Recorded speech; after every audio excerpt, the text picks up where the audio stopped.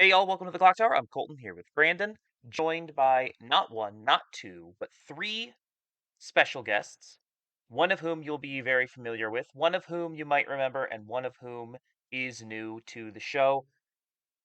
Brayden, Mark, and Omar, the championship team from the Rosemont Regional. All three of these guys go to the same locals as Brandon and I do, Legend Sports and Games in Grand Rapids, Michigan.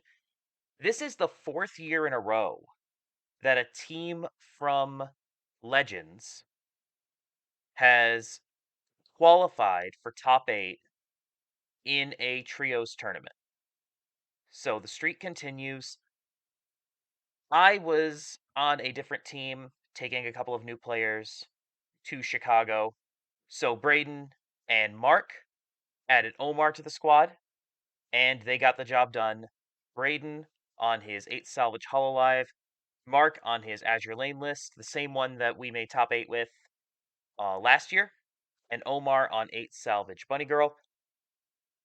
Since our last show, there's been one other regional, the Hungary regional. We'll talk about that next time. We're just going to focus in on Rosemont rounds. We're going to talk to all three of them about their experiences with their lists. Gentlemen, welcome back, the two of you. Omar, welcome to your first Clock Talk. We're going to just go down the line one at a time and go through rounds, and then we'll talk about it from there. So we're going to start with Brayden. You've done this the most. You were on 8 Salvage Hololive, Chloe Marine. Take us through your list and your rounds. Yep. So this list is actually only one card different from the list that I had last year at Rosemont. So this list has already been, I'm very familiar with this list. Very standard 8 salvage, Marine list, Chloe. Uh, big, the only card that I changed out here was I took out one Noel Chaser for one Flare drop salvage because of the pay 2 bounce. I realized back in the single season, even though it never came up, that I had no answer for board based anti damage or Shauna or anything else of that sort. So I decided to throw in just one copy of Flare to try and deal with that. So the list, very standard Chloe list. It doesn't run any really. It only runs like the new Bonder. Uh, and the Mori in terms of like summer set stuff. But we got 4 Riki, we got the Flare, we have the Bonder plus Helmet to level 3 La Plus. We have the Mori Search, we have Kanata Handastock, we have Hachima, which is just more climax assurance on that opening turn. We have Arachno Trainer, which is just standby hate. Ina Climax Swap is broken because it has a soul trigger on it. Our primary plussing 0 is this Noel at 2 copies, and then we have 4 copies of the Suisse Brainstormer just because this is the back row, and it will just sit there all game. We never actually promote this into anything, so we just sit on 2 Brainstormer. Level 1 lineup, we have the 4 Chloe, which is one of the most egregious plussing combos, I think, in the game. Plussing stock and hands at a very fast, consistent pace. Also very self-loopable when we start throwing in the Renes. Also gives us that little extra pump of power because we don't play the coin flip bouncer, the yellow coin flip bouncer. In entering level 2, we play 2 different anti-change counters, which came up a lot with this deck. Anti-change, I think, is incredibly powerful right now, and English player base is not respecting it as much. We have the tap counter just to threaten it. And then we play 3 copies of the Anya to grab those salvage climaxes, to say no backups, no counters, to beat over Slime by exactly 500 power, and they can't do anything about it. It is just the catch-all beat stick in the deck. Going to level 3, we have our 2 resonate targets.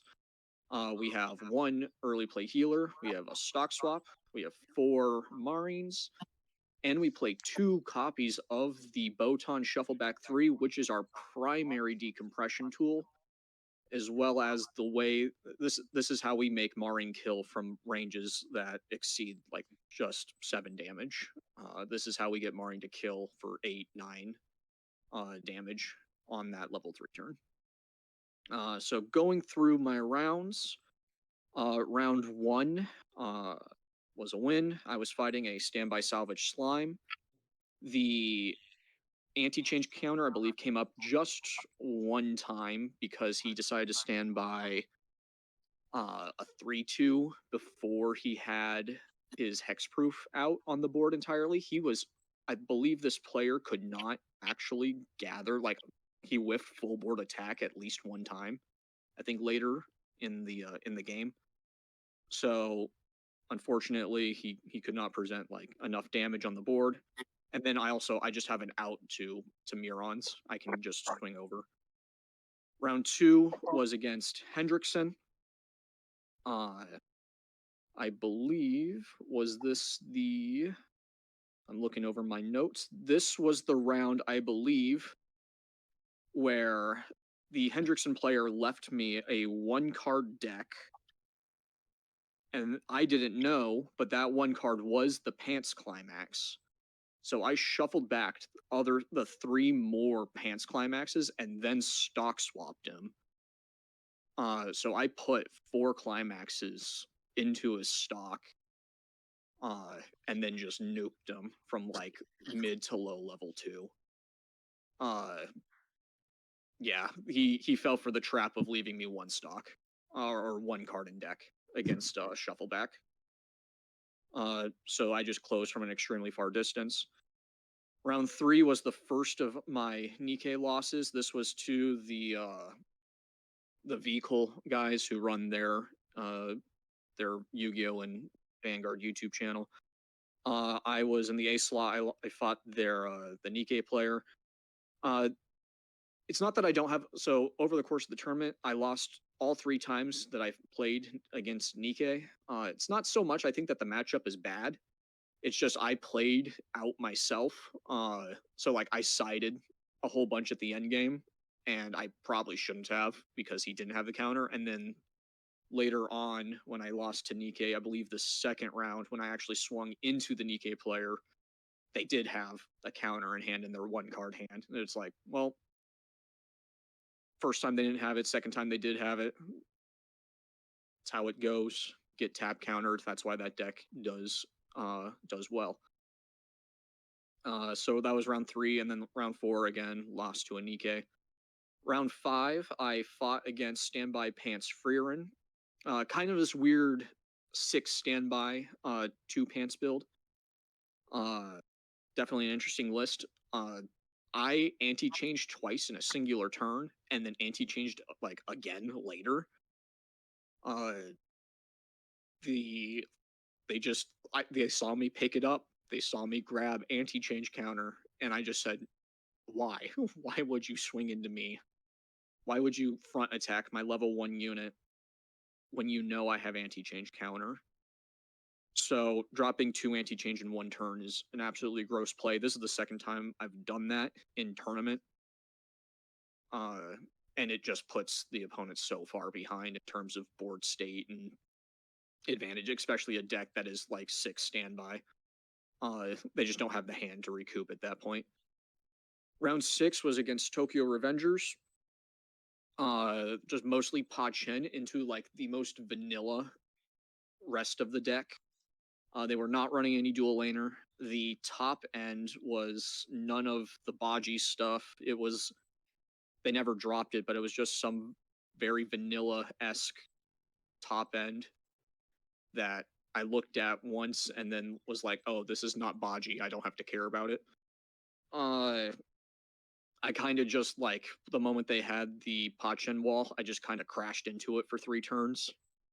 At some point, I tried bouncing I bounced a back row and then killed one of the Pa-Chens, but they just paid 3 encore and then played down the back row again and proceeded to sit on that again. So unfortunately, I just like stock swapped, maybe a shuffle back. I did not triple Marring as much as I thought I would this tournament. I focused a lot more on shuffling back multiple times and stock swapping. Uh, so that brought my personal record to 4-2. Our team was 4-2. We were seventh seed. We passed a deck check in Top Cut. I got to try for the run back against the Van Cool guys with the Nikkei matchup, and I blew it again. This one was just a far more unfortunate game for me. I was just behind a lot. Uh, Again, I think the deck performs well into Nikkei, like as well as it would any other deck. I don't think there's any clear advantage or disadvantage there. It's just I was behind.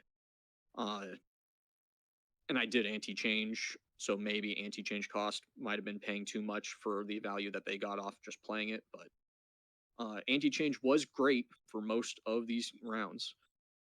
Going into top four, I fought Chainsaw Man. This was just the standard stock sold bar list. Uh, I unfortunately also still have stock swap. They tried going for. They never got the. They did get the full turn of 3 Kishibe on the board. They were running Kishibe. I can kind of just ignore Kishibe. So I just crashed into it 3 times and got an absolute monstrous amount of stock. I was just so far ahead in the mid game that Aki could not close from that kind of distance. And then if they even tried to drop an early play healer, I was ready for it. And then final rounds were I faced Bunny Girl for the first time in the tournament. Funny, I only fought one Bunny Girl the whole time. The match was pretty good, except for I tried going for double shuffle back for my closing turn, double shuffle back into triple Marine. I managed to resolve all of that. However, it was just not enough. I was too far out. I was then doing well, almost canceling because I was uncompressed. He was not hitting the Icy Tails on 2 lanes of my until I refreshed, shuffled my deck, handed to my opponent. I accidentally flashed the bottom cards of my deck to my opponent. He tapped my deck, proceeded to hit 2 climaxes on the bottom, burned me for 2, and I ate the rest of it, and that was the end of that game. So, note to self again, referencing Carmen from Pittsburgh, his shuffling video and his deck knowledge video. And if you ever see him at tournament, he will gladly rant at you for a long period of time about how to shuffle, how to etiquette, how randomness, and all of that. Give him a shout out right there. But overall, 4-2 in pools, 1-2 in top 8. I got carried in top cut. The deck performed very well. Shuffle back is incredibly strong, and players do not respect anti-change. So I want to ask you a couple of questions, kind of pick your brain a little bit on your list. You and I are both of the mind that Hololive is still quite strong, even in this meta. Um, Despite the fact that most people seem to be off it, Hololive definitely down from where it was in terms of top 8 representation in Swiss. To some extent, and I don't know how much you agree with this, I think a lot of it is people have some level of Hololive fatigue. They want to play something else. Um, Even good players, they're happy to move on to Bunny Girl or Nikkei just because 2 new things that are very good and aren't Hololive. Maybe they're tired of playing Hololive like themselves. But your approach feels very much very tech oriented, right? Like you talk about how you anti-change multiple times, how you use the shuffle back, like you spam that boton. Is that the approach for Hololive now? Because it used to feel like Hololive just won on the strength of its profiles. Now that other things are coming out with those more consistent profiles, do you think that the Hololive player needs to transition to this more tech-based game? Maybe something that you would have seen more commonly in metas a couple years ago. Yeah, so Hololive is still obviously, like you said, Hololive is still a very good pile of 50 cards, regardless of how you do it. Uh, when we say like look at a Nikkei list, most of these salvage standby Nikkei lists, what they do is they sit there and they just farm the value out of this level one combo. And the standby is just mostly there as just additional value engine. Uh, they don't really lean into a finisher. They stall out the game. So when you look and read Modernia versus when you read Chloe, the combos are very similar. They play a little bit different, but it's like the combos them like the actual combo part itself is almost the same. Chloe swings bigger is but sits far tinier on defense, which I don't know how often Modernia is living cross turn in the current format for Nikkei players, but uh effectively we're both decks are trying to do the same thing. I don't have to rely on a bounce back uh to get my top two. Chloe hits more often because it's one or higher instead of level two or higher. Modernia has a soul trigger, which is a huge bonus for Modernia. The draw ditch on that bounce back is also a huge benefit for Nikkei for those empty slots and lets them abuse the standby trigger a little bit more even versus me having Rene to just recycle Chloe over and over again. So like the decks play very similar. Uh, they don't place as similar at the top end, but the level one advantage state can be very similar in terms of what they're looking for. But yeah, in terms of the greater meta for Hololive, uh, a big thing in Weiss, and when you decide for how players can decide a Weiss deck that they're going to bring, obviously you did say there's Hololive Burnout, and yeah, it's I've been on 8 salvage Hololive for a significant amount of time, and you know this because I've played it against you for months and months and months now. Years. Years. I've seen I've seen you on a million different Hololive tiles, but this is definitely the one that you seem to have had the most faith in throughout that whole process. Yep. So it's like, what does Hololive have that other sets do not have? Hololive thankfully has stock swap, which I think is incredibly important in this current format. Hololive has tap counter, has multiple good anti-change counters. The Botan is probably one of the biggest things that makes Hololive unique amongst Weiss decks in general. Selective shuffle back three in combination with a stock swap, and then having a finisher like Marin that only costs 4 stock and 4 hand to fully resolve, having that type of resource engine, with a resource engine like Chloe or Modernia or something like that, it gives you a lot of room to try and do these very meticulous, very precise deck destruction effects that you wouldn't see other sets really try and go for. And a lot of the game plan is just building up the resources and building up the compression to like try and afford and go for these big play uh, at the top end. Marin has the unfortunate thing of being a very low range finisher in general, or like not explosive. She's not explosive by any means. And what this list tries to do is tries to widen her consistent kill range as opposed to like going for these Gura burns or these giant. You've seen the Coco burns in Hololive, where it's like I try to do this icy tail like 7, 8 times or something. So with the tools that Hololive has, which it has a lot, uh, I'm just going for this more toolboxy approach and these very intricate plays at the top end. Another thing I wanted to ask you about, you mentioned in multiple games how you crashed your board, and you said a couple of times that you would see a big board and you wouldn't care, right? You don't care. Mm-hmm. I'm very much in this camp. I'm very much in the I don't care about big board as much as I care about three attackers, combo, advantage, resources, and above all, damage. What is your thought process in terms of board with a deck that doesn't really try to get big? Like, there isn't really anything in your list other than your healers that gets all that big. Mm-hmm.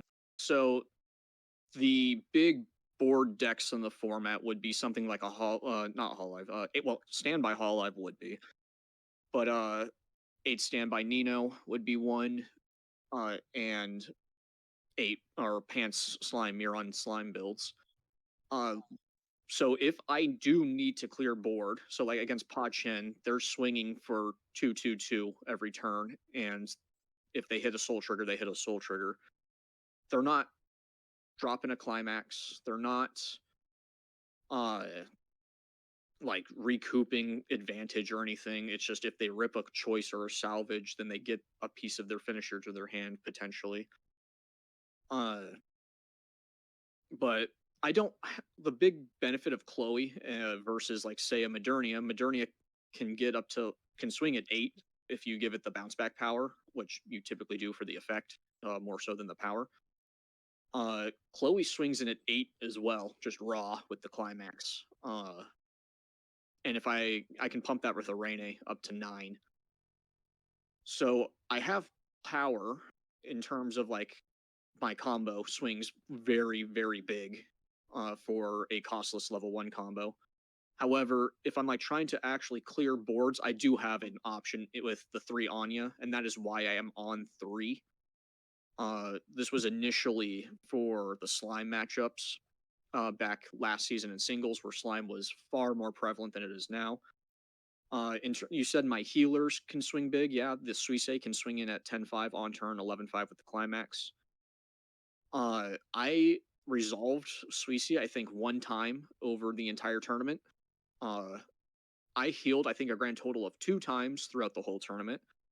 Once with Suisse, and then once with just the extra La Plus I had in hand. This deck was not super designed to heal. You could play into that more instead of trying to go for these big Botan turns. You could just play heal, heal, heal, and then attempt to just Marine for game. I don't think Hololive is the strongest at doing that, unless you're trying to run 3 salvage splits and trying to fit like Ollie into here with the card that summons itself from grave and heals. But yeah, in terms of power in the meta, there's not a lot in the format that just gains tons upon tons upon tons of value for just sitting on the board, except for slime, except for Modernia, except for like if Chloe lives for a turn, or if I anti-change a lane of Chloe and I get another Chloe turn, the amount of advantage that I can generate off a single Chloe that lives is like incredibly significant. Uh, but yeah, in terms of some of these big wall decks, something like a Pachin, something like a Kishibe, which is the ones I fought, they're not getting anything really that they couldn't already do if they wanted. So why overextend my resources to try and clear these things when I don't have to is probably the thought process. As someone who also thinks that Hololive is still quite strong, it always makes me feel a little bit less crazy when I see someone else who I respect talking about Hololive the way that you do. So I appreciate that. Mark, you're an evil person. Well, that's a rough introduction. Wow. You are so mean, dude. This deck, like, and I've talked with you about this. This deck, okay, I'm gonna let you actually just like start talking about your deck. I want you to do the same thing, Brayden, to talk about your deck and then talk about your rounds. And then I want to talk about what I respect and fear about this deck. All right, that sounds fair enough. So the deck that I was running is Pants Bar Azure Lane with Bremerton at level 1 for the Pants combo, and Shinano filling out the quote unquote finisher of the deck with the Bar combo. But I won't take all credit for this deck. I actually got this list originally from Brayden, and I just love cooking with this deck. This deck is just so much fun. So the basic rundown is we got 2 Concords in the deck. Just because of the nature of bar pants, sometimes you just start ending up with a lot of climaxes in hand. Concord's just there to get there. Yeah, Concord's there to just get those things out of your hand and get something that's actually playable or useful in there. Cleveland, don't really have to say anything. When you're plussing, getting cards in your hand from your deck, it's good. I was actually doing a much better job this time than the last team's event and the last Rosemont singles event. Actually, remembering to do her on climax ability, which you can give 500 power to the board. Not necessarily that the deck ever really needs that 500 power, because it's either winning by a decent margin or it's just getting absolutely swamped on power. But we'll get to whether or not the deck cares about that in a minute. Zara is there to help maintain hand hand numbers with being able to bounce cards back from the board, but she's also good for being able to give that little bit of power in the few instances, sometimes in the 0 and 1 game where it's really necessary. Akashi, Climax Swapper, she also gives power. Enough said there. Cats combo. I don't think anybody that knows how to play this game needs me to explain why cats are just goated. We got one copy of Jean Bart as just another fixer card. She's got big power if you're at low stock, which this deck sometimes tends to do for most of the time. But being able to get a card out of your deck, fix hand, that's always a nice thing.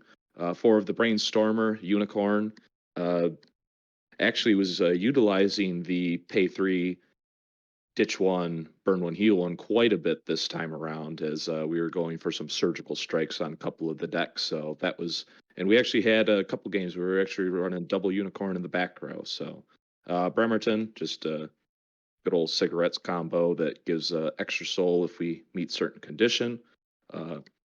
Brayden could tell me otherwise, but he always told me that Kronstadt is the true finisher of the deck, and most of the time she is. It's kind of hard to compete with a good restander. There's so many options that you get there, and she's about the only thing that really truly is a clear in the deck with the big power that she can get. But considering it's only on your turn, most of the time this deck isn't planning to live past one big finisher turn, so it's not all that big of a concern. San Francisco is a one of. She's a nice utility card. Most of the time, if I do play her, we're throwing her down for the 1k1 effect. Azuma is another good utility card. She can bounce 2 cards off the field, which, considering some of the decks in the meta that need certain cards or certain conditions on the board in order to do things, she certainly helps out in that position. Shinano being the finisher, she's a healer. Mills 9, climaxes, ping 1 for each one you find. It's nice. Nagato is our early play healer. It's very questionable whether you actually are going to play Nagato. I think this time around, I know for sure that I played her once. I may have played her a second time, but in all honesty, Nagato is just there as an option. You don't usually play her. She's usually just getting shoved into levels so you can help meet those experience quotas. And then the last one is Hikaru. She's just an off finisher of, hey, my other stuff isn't panning out, or hey, I got a lot of stock built up. She's a good way to pay out that stock, and just a solid burn too. Nothing special going on there. And yeah, that's pretty much the deck. You could just say it's all gas and not a lot of defense, because there's not a single backup in the whole deck. And for the most part, when I'm playing the deck, I don't really care about my opponent's defensive state. We're just going to punch them hard. We're going to survive, and then we're just hopefully going to kill them, because that deck does a pretty good job of it. Certainly killed a couple people from 2-0, 2-1, and 2-2, so I know it's got the range. But I think that's good for how the deck basically runs. So we'll go into the rounds. The first round, ironically enough, was against Blue Archive, which Brayden had me practice against the night before, saying, you might run into this deck, but I don't think that you will. Literally, first round. It's the exact same deck. If I remember correctly from the deck match, he was doing okay at the low game, but then all of a sudden just ate a ton of damage. Got pushed up to 3 really fast. Did not have any of his level 3 choice combo that plays itself out early. He only had 1 copy, and then then I think he had another 3, but I don't remember which one that was now. He just didn't have anything going for him, and he just died pretty fast. So nothing too spectacular, I would say. Then round 2, we saw our first of 3 bunny girls. As opposed to Brayden's record with Nikkei, we went 3-0 against Bunny Girl. We just absolutely obliterated this deck every single time we've seen it. Each Bunny Girl player, if I recall, ran into a different issue. This game, I am pretty sure the player was struggling to meet memory condition, because it seems to me they only had 3 cards in memory by the time they got into their big play, and I think they only had 1 Mai to go. They had the Mai, they had the early play, and I don't remember what the third card on their board was on their big level 3 turn, but they weren't exactly prepared. It seemed like the game was going at a pretty good pace most of the game, but again, we started getting towards the end and they started getting pushed hard. I think they were expecting more time. I know Bunny Girl's kind of a deck that enjoys the slower pace, but my deck just it doesn't care about that. We're going hard, we're going fast, and we're going up quick. So unfortunately, he was not able to close on his quote unquote finisher turn, and he just got absolutely stomped once it got back to my turn, and he'd put me to 3. So that was a wonderful win for round 2. Round 3, we actually saw first loss of ran into a Bochi deck. That one I was not expecting to see, but our opening hand was really bad. We were out 2 climaxes, and then on our first draw for the first turn, we were out an additional 2 climaxes. So being out 4 climaxes really hurts. Especially, I recall that deck, I was able to see a pretty decent level 1 combo with the Bremertons, but after that, we went from 1 to 3 really fast, and I was able to cancel a little bit, but then he dropped his level 3 combo, and I just died. There just wasn't much that I could do. I thought about it. There may have been other plays, but that early game was so rough, especially when you're out so much. The deck can only close so much gap because, like I said, there's no defensive measures. My defensive measure is literally pushing my opponent and trying to keep them at pace with me if I'm falling behind. But unfortunately, we weren't able to do it that time around. Round 4, we ran into our second Bunny Girl of the day. This game, I recall, was going quite well. We were going back and forth pretty good. If I am not mistaken, I believe this is the one game where I was actually keeping board quite well. I remember Bremerton surviving cross turn, which for the most part, this deck is not expecting to keep board. And maybe I'm expecting to keep board when I'm at 0 with the cats, just because Yamashiro Fuso is just an absolutely atrocious combo to try and figure out a way around without specifically trying to out it. But when the deck can't clear Bremerton cross turn, who is literally just a base 4/5, that's when we start really wondering what's going on with our opponent. But this opponent, he met memory condition. He had a lot of confidence going into his big finisher turn. He had lots of stock. And then he went to do the combo, and he's like, "I'll pay out the stock." And he was he was paying out the stock. And I said, "I think you're forgetting something. You don't have a hand, sir." And he's like, "Well, you'd be right. I was so worried about the last game where I didn't have stock. I didn't realize my hand is empty." So yeah, he dropped double finisher, but he didn't do anything with double finisher. So yeah, he proceeded to get absolutely trashed once he whiffed and couldn't kill me. But he did manage to put me to 3, so I did appreciate that. I was ready to go. So that chalks us up a win for Bunny Girl number 2. Round 5, we ran into 8 Pants Spy. That was another game that was just absolutely atrocious. We weren't seeing pieces. Couldn't cancel damage to save my life. This man was canceling literally everything. I'm trying to push damage, and he's just like, no. Plus, the Frost combo definitely makes it a little bit difficult when he can kind of stack his deck, and it's like, oh yeah, my opponent, he's just absolutely gonna gas me. I can just stack this climax like 3 cards down just to clear out a bunch of junk out of my deck thinning is deck winning, so they say. I barely got this man to level 2 before he literally just killed me. He wasn't really doing anything special. He literally was just killing me with frosts and just pushing damage because I just wasn't with it that game.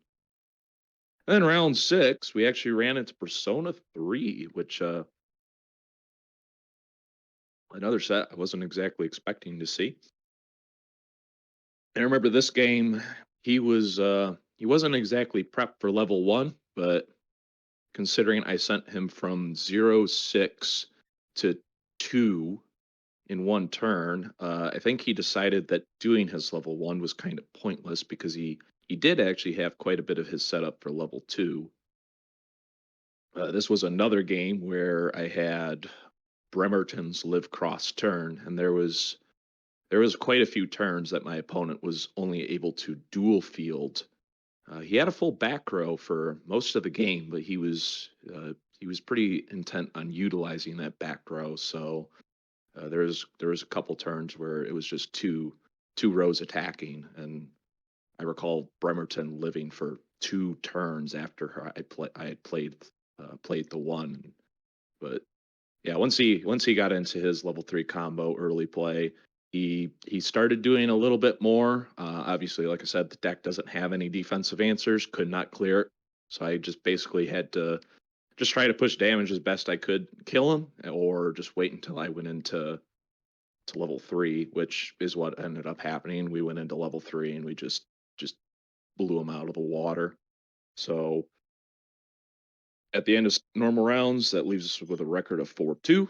And then we went into Top Cut, obviously. Got the salty run back against Bochy. We had I recall looking at my opponent, and I told him this match is going to go a little bit differently.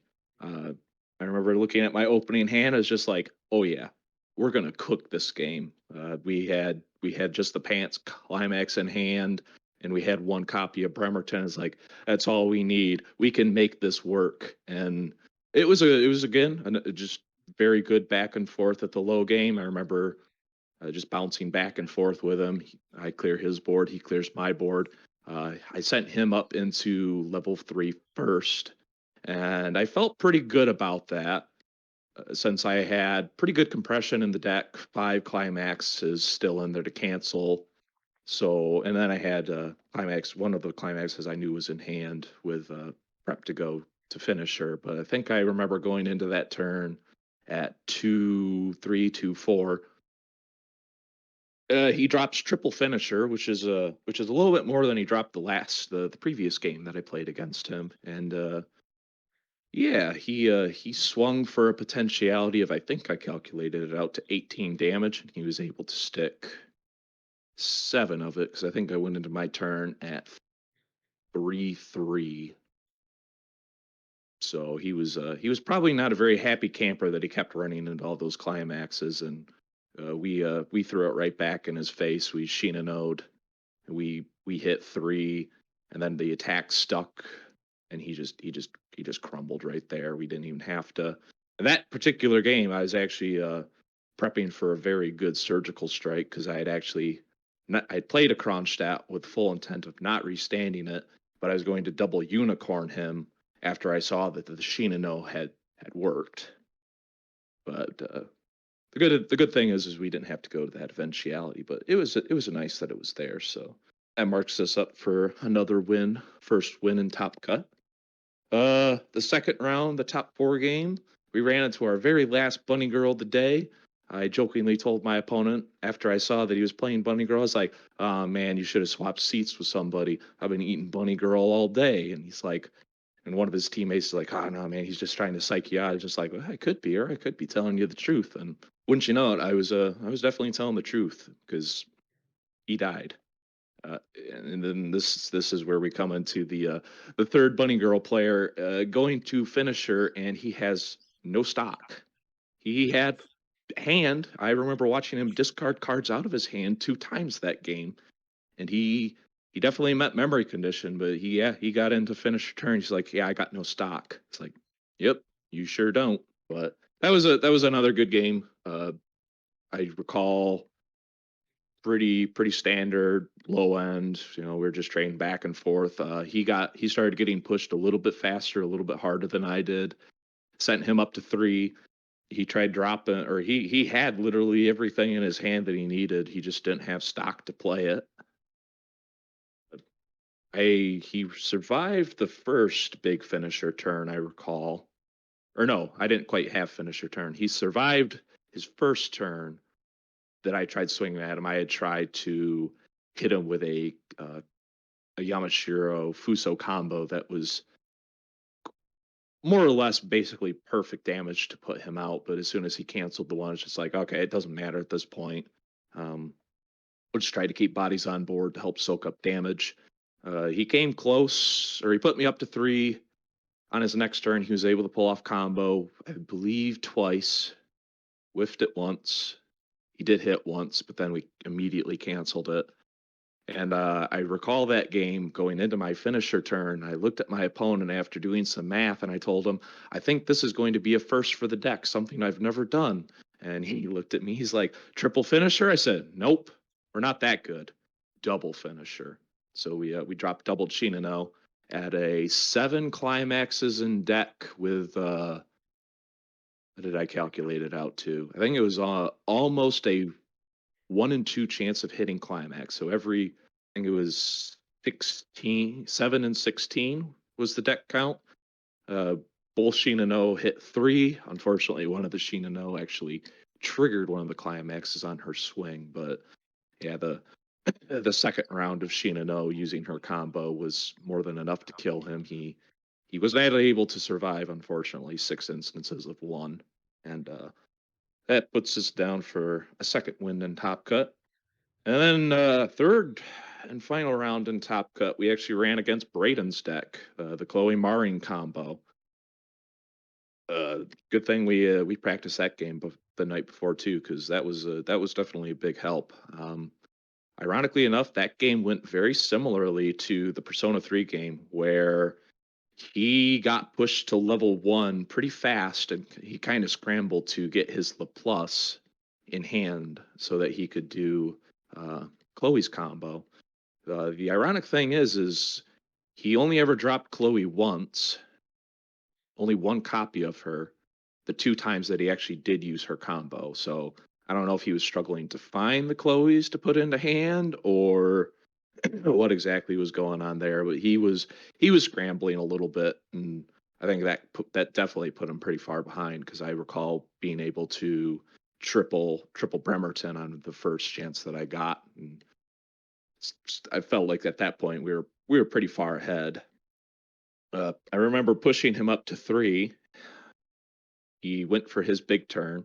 He dropped Botan, shuffled back, and he double Maring, and he fronted with Botan, but once he started swinging the Marings, he decided to side. He sided with both of them, which I thought was a very interesting choice, especially considering I really didn't have anything spectacular on board. I was still level 2 at the time, and I only had 1 card in hand, and it's just out of curiosity. I remember asking him, just like, you side? He's just like, yeah, I'm worried that you might have a counter in hand. I don't remember which specific one that he'd mentioned it was, but I remember talking with Brayden afterwards, and Brayden's just like, no, the counter that he was probably thinking you had doesn't even exist in the set. So just bad set matchup information on his part, which worked out in my favor. He was siding, so I wasn't too concerned. We were able to draw into a pretty decent hand to go into the finisher turn and just closed him out. That puts us at a final of 7-2 for the day, and not to toot my own horn, but the only player on the team that did not lose in Top Cut. This deck is disgusting. Right? So I want to circle back to the top of this conversation when I said that you were evil, Mark. But at the same time, I think it's an evil that I respect. because Azure Lane, at its core, is cats and then other things. But the important part of Azure Lane has always been cats. That's always been the thing that actually matters. You get to swing for 3-3-2 on turn 1 with no climaxes. And if you slam a CX, typically with the level 0 combo, you get to go 4-4-3 on turn 1. And that turn oftentimes will dictate whether or not Azure Lane wins the game. The game is more or less decided on turn 1. If you cancel out cats, or if you can, or even better, if you cancel 2 of the 3 swings for cats, cat's advantage suddenly becomes significantly less because you're able to then go to level 1, respond to the board, and then you have to play a normal game if you're the Azure Lane player. This deck leans so hard into the damage archetype that it almost takes a little bit away from cats by not really slamming CX at 0 as often because it doesn't have the incentive of the level 0 combo to do so.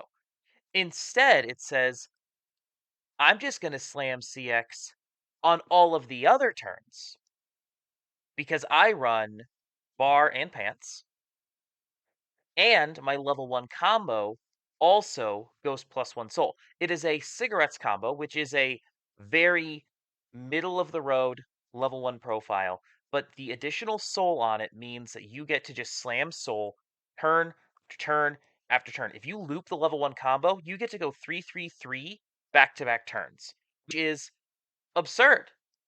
It's an absurd amount of damage. You talked repeatedly about how opponents, when they would get to level 3, they would be short on stock, they'd be short on hand. That is a direct result of the fact that games against Azure Lane take 4 turns. Talk about that emphasis. That's what you want to do, right? That's exactly what the deck is doing. Like I said, when I was going through the profile, I said this deck is all gas, no defense. It literally is, which to its benefit, to its detriment, double-edged sword. You could easily argue either I'm going to grab you and drag you down the roller coaster hill because we're both going to be spiraling down so freaking fast your head's going to be spinning, or one of us is just going to get absolutely blown out of the water. Could be you because you didn't cancel big cat turn and you just, I don't know, you decided you wanted to eat 10 damage because you thought it was funny, or I'm going to get blown out of the water because I wasn't canceling. It's like, oh, I don't have any defensive tech, so the only thing I can do is try to push you back as hard as humanly possible. But the analysis is very much correct. There is very few instances where the deck has any incentive to drop climax when the primary damage dealer is the Yamashiro Fuso combo, because Yamashiro and Fuso are already pumping each other up to good levels. I mean, 3 soul. Heck, even if I'm just putting double Yama in a single Fuso and it's just 2-2-2 across the board, you know, there's very few instances after level 0 that this deck is going to maintain board state. It pretty much needs to be rebuilt every turn. And it's like, it doesn't really matter because unlike most of the other decks that, oh, hey, I'm behind, I need to push, I need to drop a climax, this deck is, for the most part, it doesn't need it. And like you said, I can push it just as hard with the Bremerton combo because with how many level 3s are in the deck, X just needs to equal 2 or higher. And as long as I hit one of those 3s on Bremerton, it's like, boom, conditions met. We're pumping that up by 1. And because we're running so many level 3s, there's a good chance that we might find an additional soul trigger on the flip. So it's like we very easily can make swings for 2 at the start, go all the way up to 4, and that's another thing that post match I'd be talking with my opponents and they'd be like, so what do you like about the deck? And it's just like, do you see how fast this match was? We literally finished 10 minutes before both of my other teammates. we're just flying that fast. For the most part, you don't have to think too hard until you get closer to that finisher turn, because that's the only turn that really requires a lot of thinking, in the sense that, oh, the finisher turn for me is literally my last turn. 50% of the time, if I go into my big finisher combo and we don't kill, I'm not expecting to get another turn, because that was literally everything I had. And if you didn't die then, because, like I said, we got Kronstadt, who can be restood. So that's a potentiality of 4 attacks. We got the Shinano combo, which honestly, as long as you hit at least 2 or more, in my opinion, that was a success. So most of the time we're hitting about 2. So it's, 2 instances of burn one plus the swing. And then you also have the option of doing unicorn in the back row. It's pretty expensive, but that's a heal plus, just a single ping, which can it can make a big difference. I recall using it once or quite a few times this tournament to good effect. And it doesn't even have to be it doesn't even have to be a big level 3 play. Uh, I think if I recall correctly, in the Persona 3 match, I did it at level 1 just because it's just like, I'll just heal a little bit now. So that way my opponent has to work even harder, and he's already struggling to push me. So I mean, the closer I can push him to death before it comes to the big turn, I can push a lot of damage on that final turn. Like I said, I've killed people from 2-0, 2-1, 2-2 with the deck. But it's just a nicer feeling sometimes when it's like, the goalpost is only like an arm's length away versus, holy crap, I can just barely see it, but we got a hope and a prayer. I also just want to quickly note the ratios on this deck in case you didn't notice it when we were going through it. This is 23 zeros, 4 ones, and 15 threes. There is nothing else at 1 besides combo. That is 19 soul triggers as well. Yeah, this deck has no subtlety to it, but why should it? It knows what it wants to do, and it's just going to go do it. And for what it's worth, and I think this is actually probably one of the most pervasive problems in terms of skill among the player base, especially the Swiss player base. People don't know how often 3 and 4 will stick. 3 and 4 stick a lot, especially in 1. In a raw 8 out of 50, right, where all parts are unknown, all information is unknown outside of 8 out of 50, 4 sticks about half the time. It's about a 50-50 proposition as to whether or not you eat 4 in deck 1. People don't know that. Like, people legitimately don't know that. So, I think a lot of people will die to Azure Lane and they'll go, oh, I got sacked. No, you got mathed. Because the math says that a swing for 3 in deck 1 sticks about 60% of the time. That means on the bell curve, on the distribution curve, the most likely result when you swing with triple Bremerton is that your opponent eats 6. That's as much damage as they would eat if a normal level 1 combo stuck all 3 lanes. And I think that's really important. And that's frankly one of the reasons why I don't like Azure Lane. Like, I've railed against Azure Lane a lot, and I'm not going to do that very much considering that, I'm talking to a guy who just won a regionals with it. But that is a lot of damage that you can do nothing about as a player. Like, that is a deck order check as a defensive player playing into Azure Lane. And deck order checks are very easy to fail in deck 1. And you get to go not only turn 1 cats, turn 2 maybe cats again, or maybe Bremerton if you get pushed to 1, loop the Bremerton because you have a pants trigger, right? And you have CX Ditch salvages and a salvage brainstorm, so you can just go, oh, brainstorm, hit 1, CX Ditch salvage, get the other one. I'm double Bremerton. I'm double Bremen. Wow.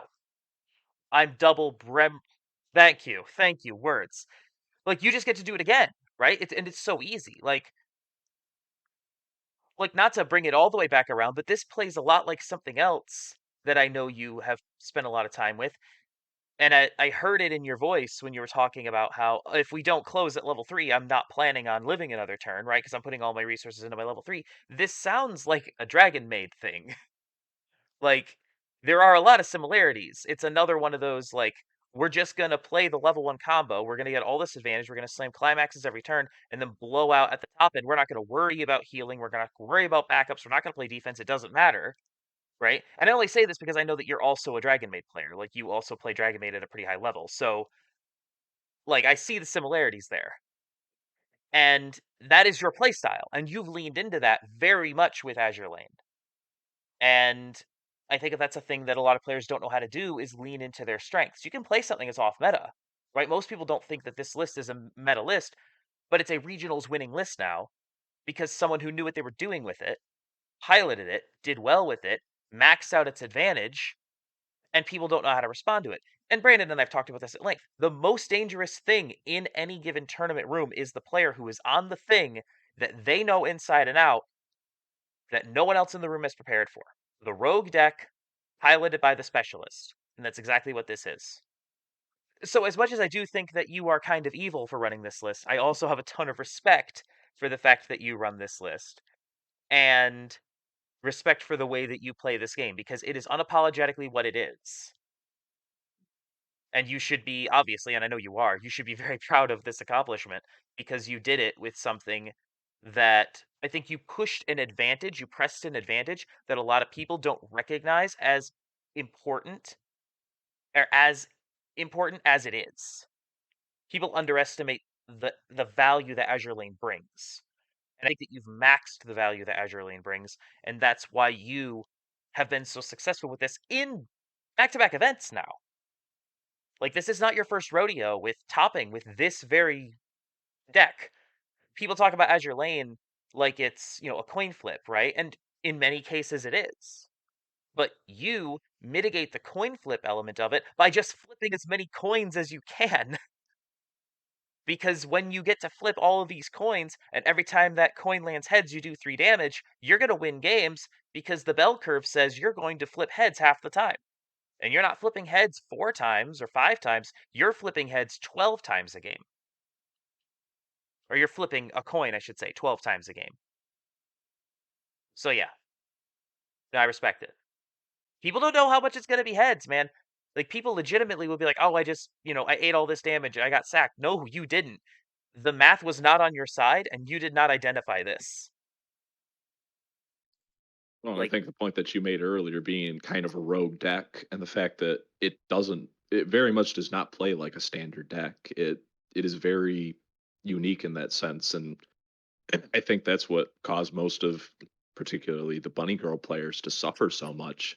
That deck wants that slow build up to go into its, big board state at the end. And it's just like, each one of them was missing something by the time they got there because they were getting pushed so fast, so hard. It's just like I don't even have time to not only find the stuff I need to actually get it where it needs to go, and then not only that, but have the resources and all of the places that they need.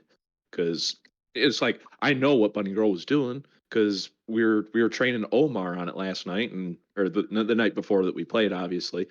And Brayden's telling Omar is just like, oh, this is your threshold that you got to be once you get to the finisher for stock. You want to have about this much hand. You want to just maintain that, and these are the cards, and this is when you do this. Boom, boom, boom, boom, boom. And I retain that information. So when I'm playing against the Bunny Girl players, it's just like I'm not playing your deck, but I literally know every step that you need to make. And knowing what I saw last night, that's not something you want to be doing under pressure. and you get to be the pebble in the shoe. Yeah, a lot of decks I feel like at least it feels like a lot of the meta decks kind of fall into that category of they have a lot of things to do, and if you put them under too much pressure, it starts being very hard to do that. I've been saying this for years, and people have been making fun of me for saying it for just as long, but I'm going to keep saying it because it keeps being true. Everything dies to damage. Everything dies to damage. Damage Rush shortens games and does not let these finesse decks that have sophisticated play patterns do what they want to do. Nothing disrupts the meta like pressure. Pressure, pressure, pressure. And people think that because that pressure comes with the element of risk, the opponent could cancel, that pressure doesn't work. Pressure works. You just need to do it every turn. And nothing in this game has ever demonstrated that fact more than this pile of 50 cards specifically. I will say, this deck, if you play it like a normal deck, you will bleed hand faster than any other deck in the game because you commit so hard so quickly. Oh yeah, your gas tank is leaking. Yeah, it's just going. This is why we play Zara. This is why we're on 4 Unicorn. You might be Clevelanding at like mid-level 2 for pieces. The deck will bleed hand incredibly quickly. If played like a normal 1k1 deck. When I cooked this list up originally for New Jersey a year and a half ago, I believe, is when like Azure Lane was more fresh.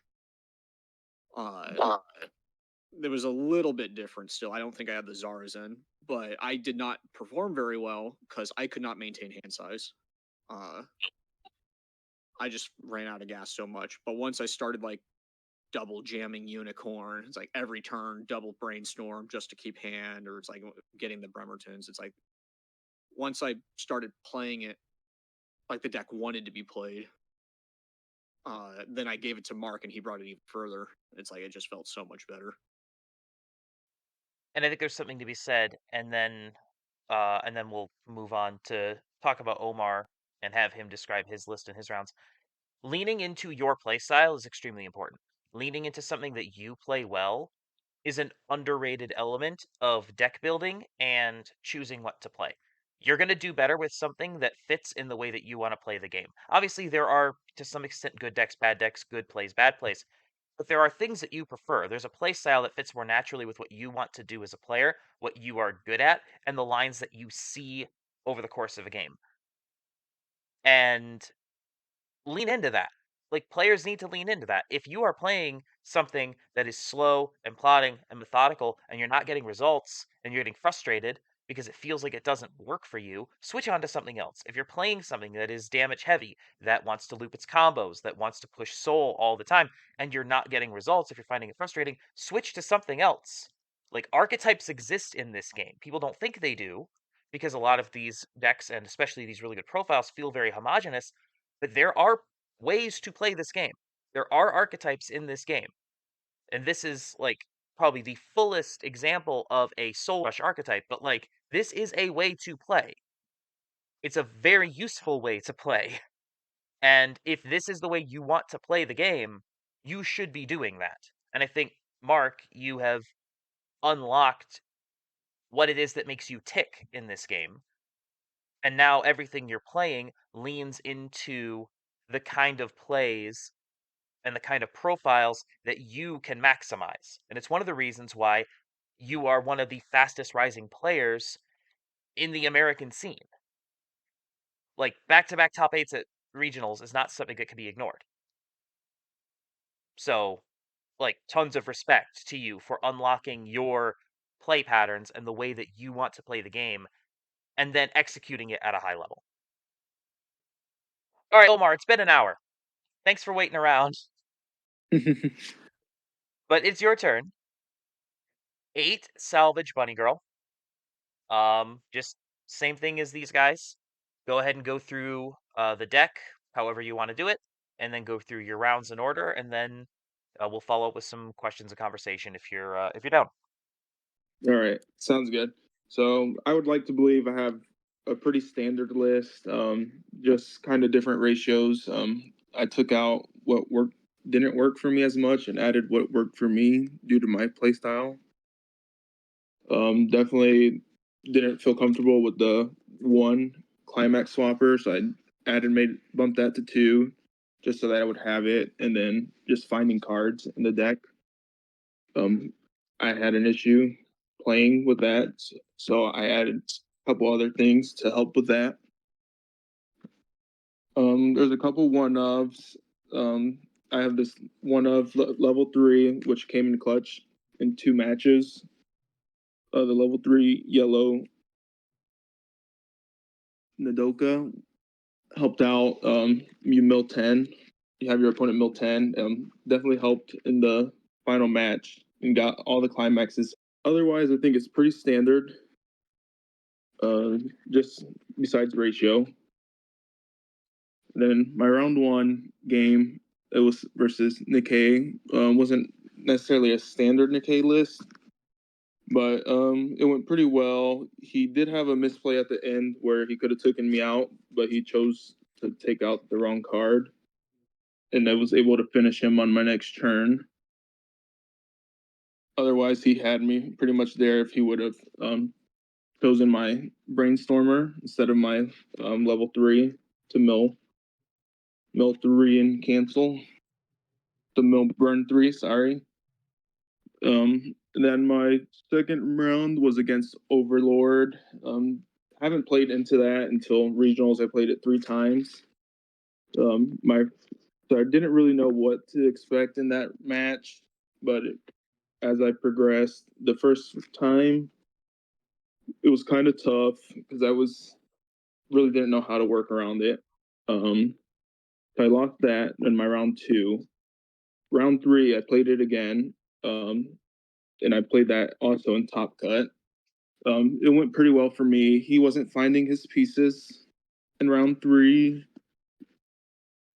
He wasn't finding his pieces, and I was getting everything I needed to get my finishers off and everything. I was able to kill him with my finisher.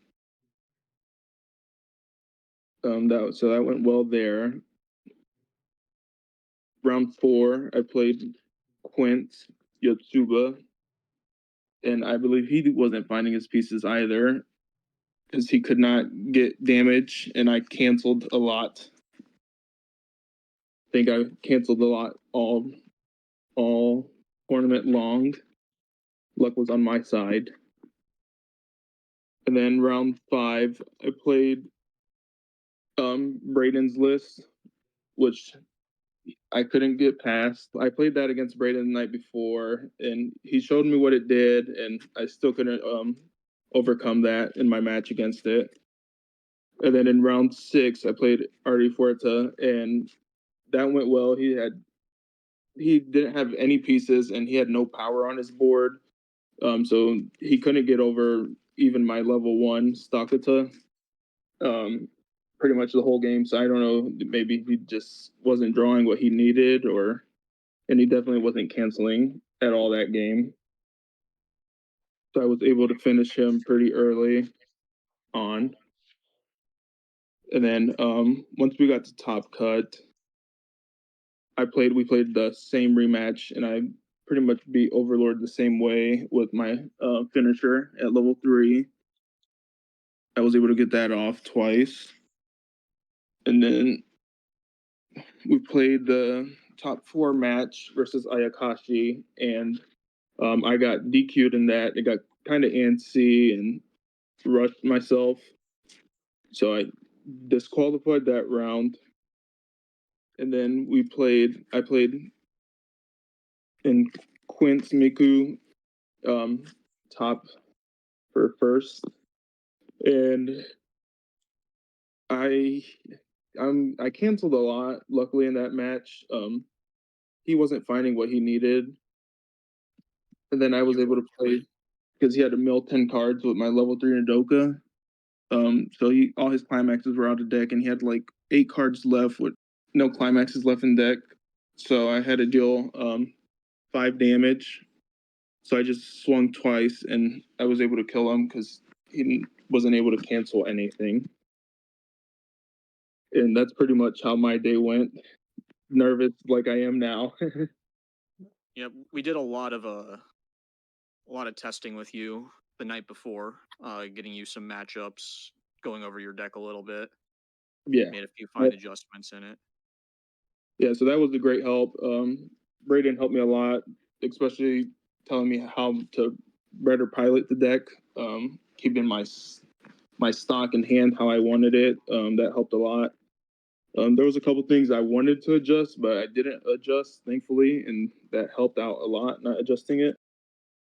So I want to ask you, um, you had said early on that luck was on your side and you got these cancels. I kind of want to push back on that a little bit, just because Bunny Girl, you know, and you're being gracious, right, in saying that, but Bunny Girl is one of the best decks in the format at natural compression, right? Like, you get to shove so many cards into your memory, you get to move through your deck at a reasonable speed, you get to hit your refresh points, you get to do all these things that just make it so you get that extra cancel or two, and that's all it takes, right? Like, you only need to get one or two cancels above the average deck in the format, and suddenly you're in a position where if your opponent's at level 3, they need to close you from 2-2, as opposed to trying to close you from 2-6. And I wanted to ask you about, because this is, I know that you picked this up, it's a relatively new set, right? So I know that, like, you haven't spent years and years on this deck. How did it feel to pick this up and play it? And then on top of that, when did you start to feel confident in making the substitutions that you were talking about, right? You made those changes. So, like, question in two parts. Part one, how did it feel to just kind of pick this up and start working with it from day one?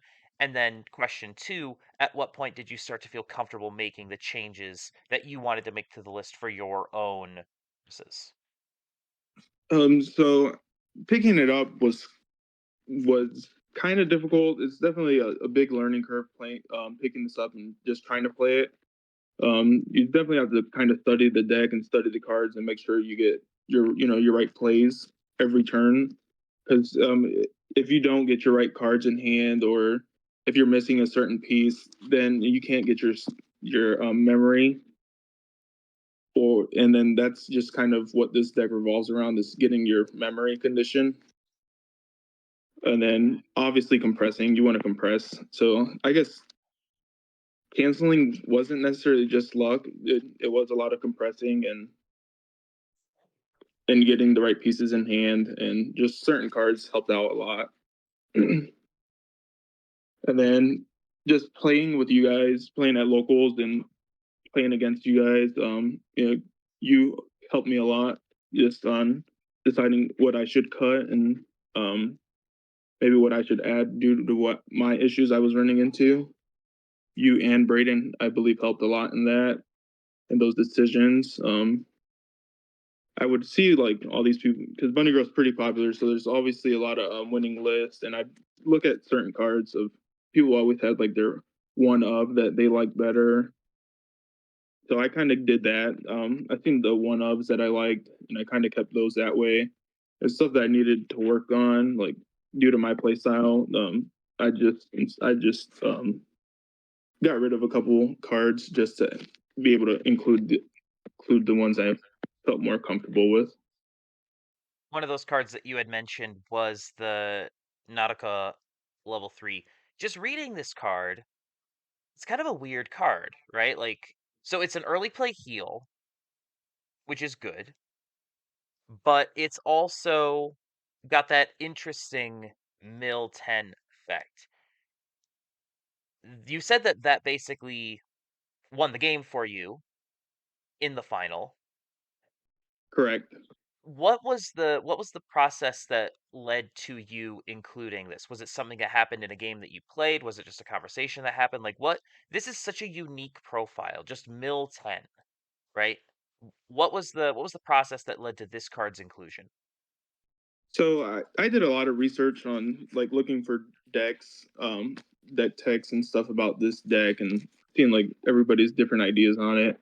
It was just like kind of a card that I honestly wanted to cut it because I was never using it, because it's kind of, I have like certain yellows in here. I've got like 8 yellows, including that. So my yellow is like having the yellow color condition was kind of always rough, because some of it was for memory or it's my brainstorm. So I always wanted to keep that, but keep those in play pretty much all times, and I just sometimes just clock it for the most part, just so that I can get my draw too. Because it was a level 3 that I would hardly play. So I thought about cutting it the night before and putting in another Kaide, but since they have kind of similar abilities, I decided I'll just keep it and see how it goes.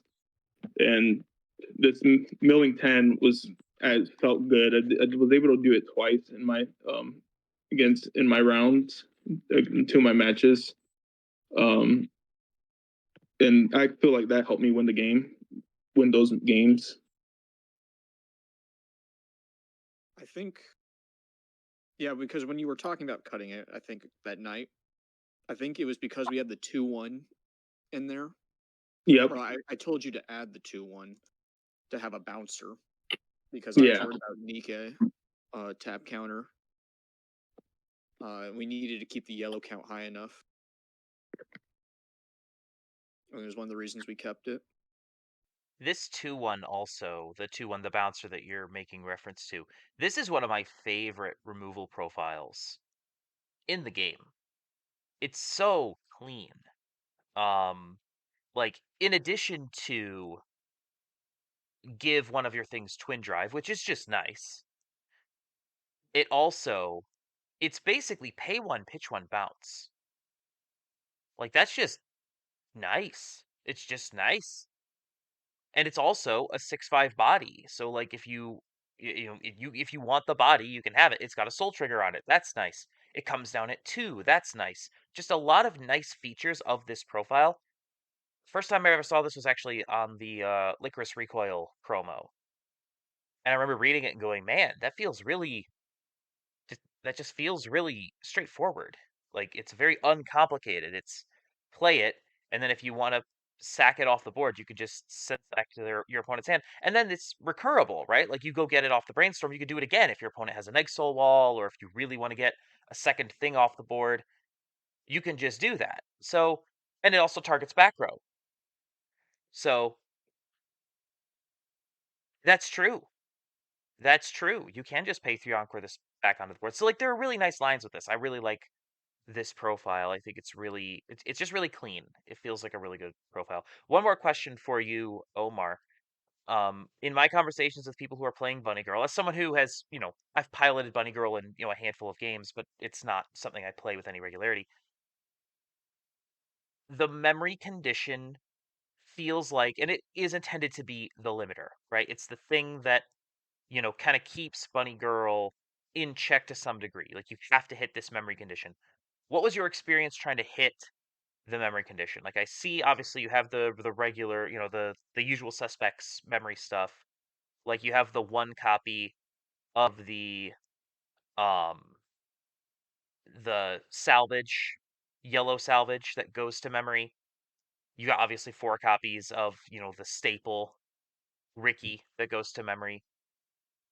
So like what went into like the ratios and deciding what you wanted your memory targets to be, and then in the actual play, how did it feel getting your memory condition?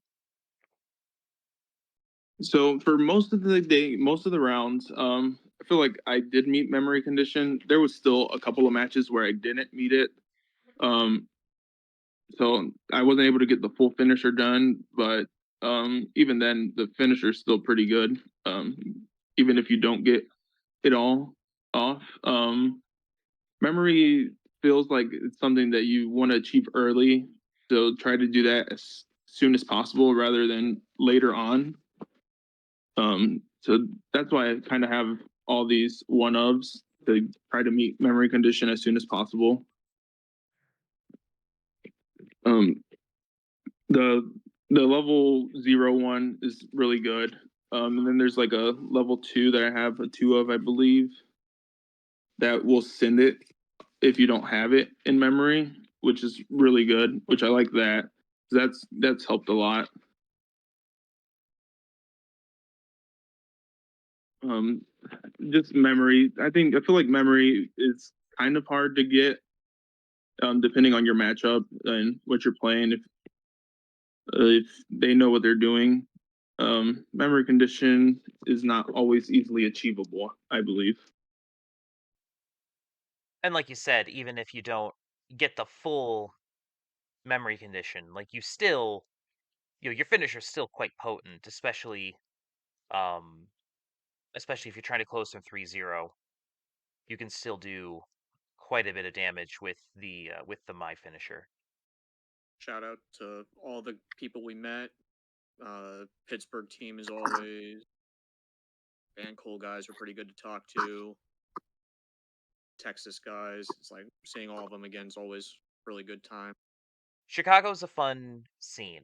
You get to hang out with a lot of the really fun people from like the greater Chicago area, and like you said, like the Pittsburgh crew, they come in, the Ohio crew, they come in for it. So you get to see a lot of really fun people, and you get to meet some new players as well, which is also fun. I got to meet a lot of new players because my team was in the bottom half of Swiss, so we got to meet a lot of new players. It was a good time. Um, the trios format remains superior. It's one of the things that sets Weiss apart from every other card game, other than like Vanguard and Shadowverse. Trios is such a fun, good format, and I'm really glad that Bushrod continues to support it because it's really something special. And I think that the fact that we get to do this a couple times a year is always it's a boon. It's the season that I get the most excited to play. Like obviously it's fun to push for worlds, but something special about getting to play trios. And uh, Lord willing and the creek don't rise. Brayden, Brandon, and I will be running it back in Philly. So looking forward to that as always. That's always a fun trip. Thank you again to Brayden, Mark, and Omar for your time. Appreciate this. It's a long recording, so we appreciate you guys taking time out of your day and having the conversation with us. Again, congratulations. It's always a thrill to watch friends and teammates and locals mates perform well at tournaments.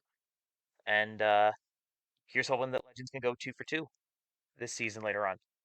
But that's it for us. Thank you so much for joining us. We'll be back with something next week.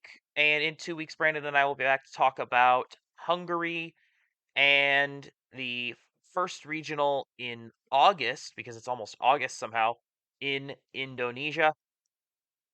Until then, thank you so much for joining us. Please like, share, comment, and subscribe. And have a good one. We'll see you then.